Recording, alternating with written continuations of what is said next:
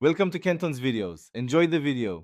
You start by powering down the Beats and confirming battery level above 20% so the reset completes reliably. Low power can interrupt firmware operations.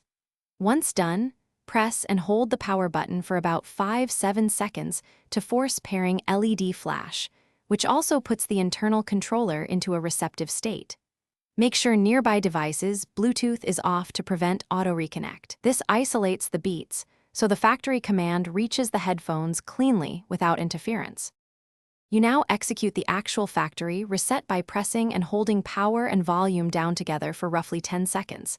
The LED will blink amber then white, signaling the reset command was accepted.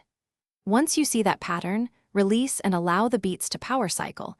This clears stored pairings, EQ presets, and profiles from internal memory. If a paired phone prompts reconnection during this time, make sure you tap Forget or Remove so the headset's cleared state remains and doesn't reapply prior settings. You finish by powering the headphones on and entering pairing mode.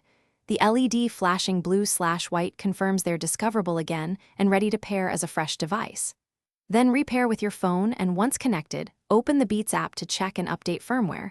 Updates often resolve lingering bugs that cause the reset need. If the reset fails, a key troubleshooting tip: fully drain the battery, charge for at least 30 minutes, and repeat the reset sequence. This clears stubborn states and lets the reset complete normally. Thanks for watching. Consider subscribing if we helped you.